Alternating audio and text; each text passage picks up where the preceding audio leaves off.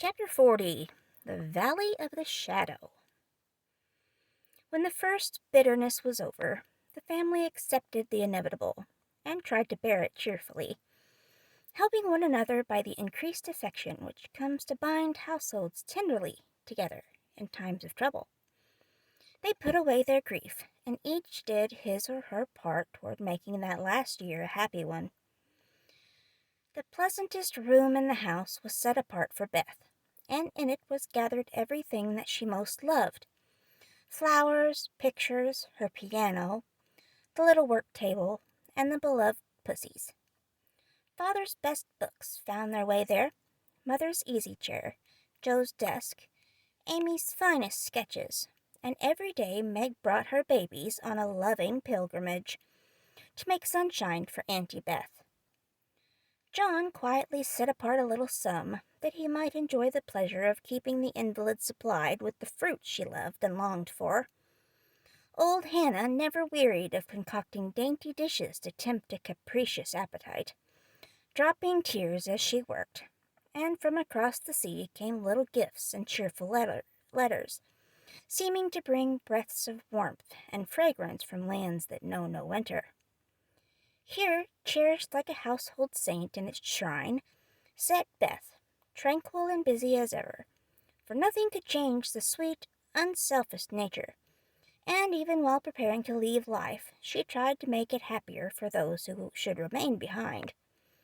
The feeble fingers were never idle, and one of her pleasures was to make little things for the school children daily passing to and fro, to drop a pair of mittens from her window for a pair of purple hands, a needle-book for some small mother of many dolls, pen wipers for young penmen toiling through the forests of poth-books, scrapbooks for picture-loving eyes, and all manner of pleasant devices, till the reluctant climbers of the ladder of learning found their way strewn with flowers, as it were, and came to regard the gentle river as a sort of fairy godmother, who sat above there and showered down gifts miraculously suited to their tastes and needs. If Beth had wanted any reward, she found it in the bright little faces always turned up to her window, with nods and smiles, and the droll little letters which came to her, full of blots and gratitude.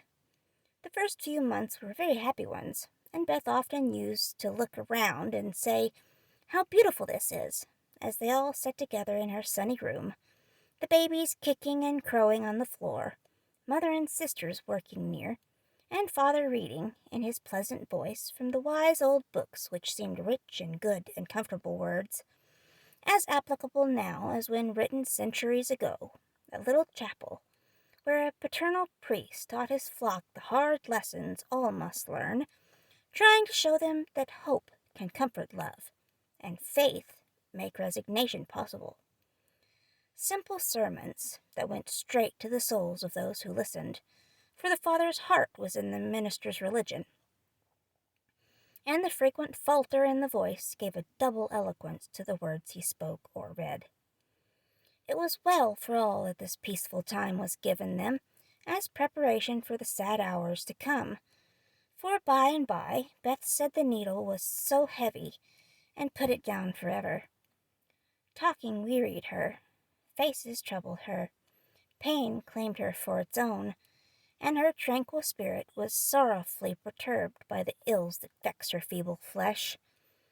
Ah me, such heavy days, such long, long nights, such aching hearts and imploring prayers, when those who loved her best were forced to see the thin hands stretched out to them beseechingly, to hear the bitter cry, "Help me, help me," and to feel that there was no hope, no help. A sad eclipse of the serene soul, a sharp struggle of the young life with death. But both were mercifully brief, and then the natural rebellion over, the old peace returned more beautiful than ever.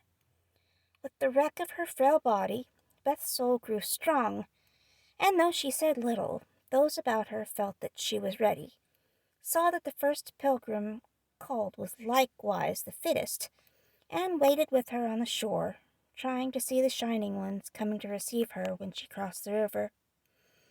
Jo never left for an hour since Beth had said, "I feel stronger when you are here." She slept on a couch in the room, waking often to renew the fire, to feed, lift, or wait upon the patient creature who seldom asked for anything, and tried not to be a trouble. All day she haunted the room, jealous of any other nurse, and prouder of being chosen than any honor her life ever brought her. Precious and helpful hours to Jo, for now her heart received the teaching that it needed. Lessons in patience were so sweetly taught that she could not fail to learn them. Charity for all, the lovely spirit that can forgive and truly forget unkindness, the loyalty to duty that makes the hardest easy, and the sincere faith that fears nothing but trusts undoubtingly. Often when she woke, Jo found Beth reading in her well-worn little book, heard her singing softly to beguile the sleepless night, or saw her lean her face upon her hands, while slow tears dropped through the transparent fingers, and Jo would lie watching her with thoughts too deep for tears, feeling that Beth, in her simple, unselfish way, was trying to wean herself from the dear old life and fit herself for the life to come by sacred words of comfort, quiet prayers, and the music she loved so well. Seeing this did more for Jo than the wisest sermons, the saintliest hymns, the most fervent prayers that any voice could utter. For with eyes made clear by many tears, and a heart softened by the tenderest sorrow, she recognized the beauty of her sister's life, uneventful, unambitious, yet full of the genuine virtues which smell sweet and blossom in the dust. The self-forgetfulness that makes the humblest on earth remembered soon in heaven, the true success which is possible to all. One night when Beth looked among the books upon her table to find something to make her forget the mortal weariness that was almost as hard to bear as pain, as she turned the leaves of her old favorite, Pilgrim's Progress, she found a little paper, scribbled over in Jo's hand. The name caught her eye, and the blurred look of the lines made her sure that tears had fallen on it. "Poor Jo, she's fast asleep, so I won't wake her to ask leave.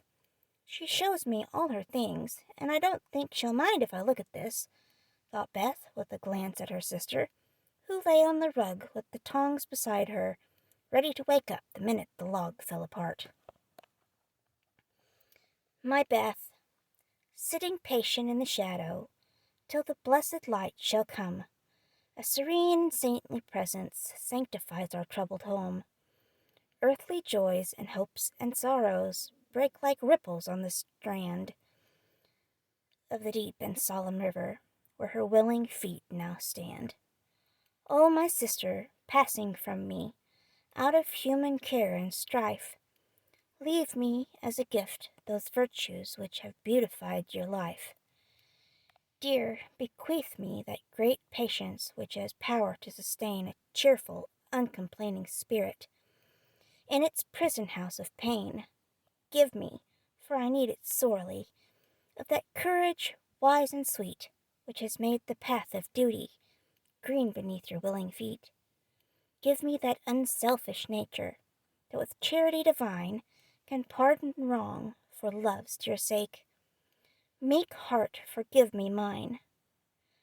Thus our parting daily loseth something of its bitter pain, and while learning this hard lesson, my great loss becomes my gain.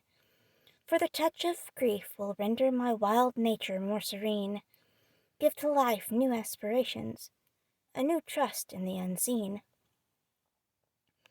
Henceforth, save across the river, I shall see forevermore a beloved household spirit waiting for me on the shore. Hope and faith, born of my sorrow, guardian angels shall become, and the sister gone before me by their hands shall lead me home. Blurred and blotted, faulty and feeble as the lines were, They brought a look of inexpressible comfort to Beth's face, for her one regret had been that she had done so little, and this seemed to assure her that her life had not been useless, that her death would not bring the despair she feared. As she sat with the paper folded between her hands, the charred log fell asunder. Joe started up, revived the blaze, and crept to the bedside, hoping Beth slept. Not asleep, but so happy, dear. See, I found this and read it. I knew you wouldn't care. Have I been all that to you, Joe? She asked with wistful, humble earnestness. Oh, Beth, so much, so much. And Joe's head went down upon the pillow beside her sister's. Then I don't feel as if I'd wasted my life. I'm not so good as you make me, but I have tried to do right. And now, when it's too late to begin, even to do better, it's such a comfort to know that someone loves me so much and feels as if I'd help them. More than anyone in the world, Beth. I used to think I couldn't let you go, but I'm learning to feel that I don't lose you, that you'll be more to me than ever, and death can't part us, though it seems to. I know it cannot, and I don't fear it any longer, for I'm sure I shall be your Beth still, to love and help you more than ever. You must take my place, Joe, and be everything to Father and Mother when I'm gone. They will turn to you. Don't fail them. And if it's hard to work alone, remember that I don't forget you, and that you'll be happier in doing that than writing splendid books or seeing all the world, for love is the only thing that we can carry with us when we go, and it makes the end so easy. I'll try, Beth. And then and there Jo renounced her old ambition, pledged herself to a new and better one, acknowledging the poverty of others' desires, and feeling the blessed solace of a belief in the immortality of love. So the spring days came and went, the sky grew clearer, the earth greener, the flowers were up fairly early, and the birds came back in time to say good-bye to Beth, who, like a tired but trustful child, clung to the hands that had led her all her life, as Father and Mother guided her tenderly through the valley of the shadow, and gave her up to God. Seldom except in books do the dying utter memorable words, see visions, or depart with beautiful countenances, and those who have sped many parting souls know that to most the end comes as naturally and simply as sleep. As Beth had hoped, the tide went out easily, and in the dark hour before dawn, on the bosom where she had drawn her first breath, she quietly drew her last, and with no farewell but one loving look, one little sigh. With tears and prayers and tender hands, Mother and sisters made her ready for the long sleep that pain would never mar again. Seeing with grateful eyes the beautiful serenity that soon replaced the pathetic patience that had wrung their hearts so long, and feeling with reverent joy that to their darling death was a benignant angel, not a phantom full of dread. When morning came, for the first time in many months the fire was out. Joe's place was empty, and the room was very still. But a bird sang blithely on a budding bough close by. The snowdrops blossomed freshly at the window, and the spring sunshine streamed in like a benediction over the placid face upon the pillow, a face so full of painless peace that those who loved it best smiled through their tears and thanked God that Beth was well at last.